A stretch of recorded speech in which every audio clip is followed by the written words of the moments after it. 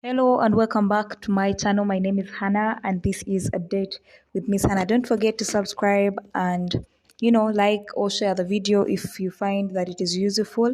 So today we are going to start with the purpose of the parish development model, or why the parish development model. I've already made a video introducing the parish development model. You can check the channel to find it. So we are going to start why the parish model, or the purpose of the parish development model. Number one is to deepen the decentralization process. To deepen the decentralization process. Then number two is to improve household incomes. Remember, with the parish development model, they are starting from the bottom, the lowest administrative unit, which is the parish. The parish. So for point number one, to deepen the decentralization process, when you're carrying out decentralization, you're trying to break the hierarchy and all that. So when they start from the lowest point, they are skipping all the processes that one would go through if they had started at the district. Then you have to go meet maybe the person at the district, then meet the person at the municipality, or I don't know which one is higher, the district or the municipality. I don't know which one is bigger, but yeah. So we're just trying to break down all that hierarchy by starting from the lowest administrative level, which is the parish. So it helps to deepen the decentralization process. Number two, it helps to improve household incomes. Then number three, we have how does it help improve household incomes? Remember, it is creating inclusion. It is making sure these local people are also being included in the eradication of poverty. The remaining 3.5 million people, the 39% is also being transformed from the subsistence economy to the modern money market. So through this inclusion, we are going to improve people's household incomes because they're actually going to start earning from their activities. And then number three is enable inclusive, sustainable, balanced, and equitable socio-economic transformation. Enable inclusive, sustainable. Inclusive, that means you're including everybody. Sustainable, balanced, and equitable socio-economic transformation. That means we are going to cater for everybody and we shall not leave anyone out.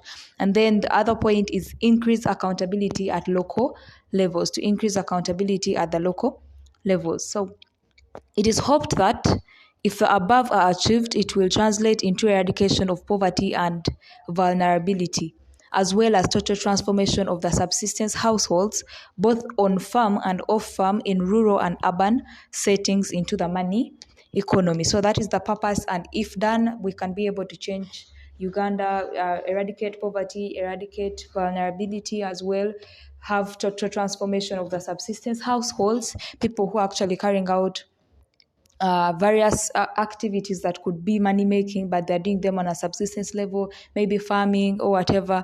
So we shall be able to transform all the subsistence households into a money economy.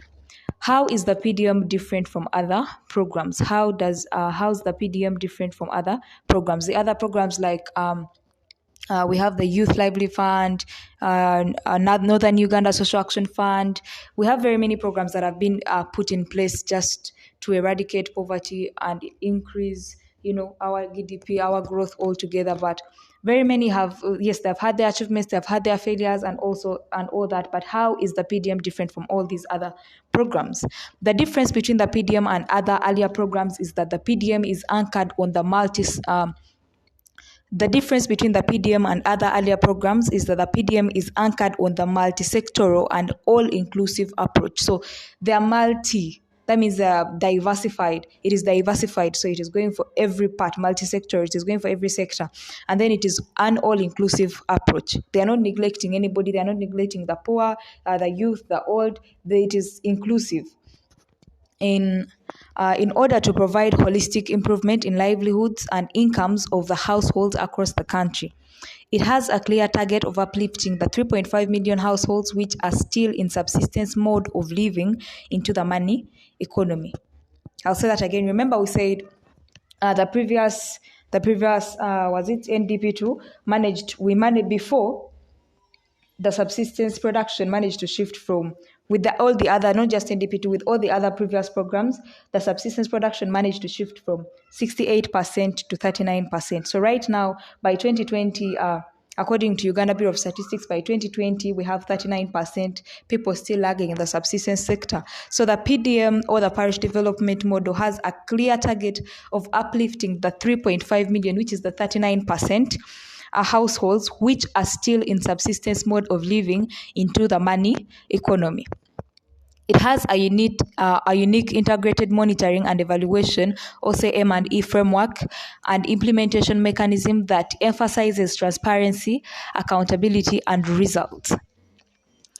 Next, we have alignment of PDM to the national policy framework. Alignment of PDM to the national policy framework. PDM will be implemented within the national policy of decentralization. PDM will be implemented within the national policy of decentralization, which provides for building the capacity of local authorities, to provide services, prepare and approve work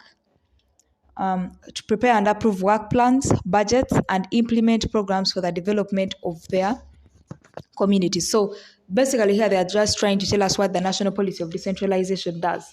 The national policy of decentralization provides for building the capacity of local authorities to provide services, prepare and approve work plans, budgets, and implement programs for the development of their communities.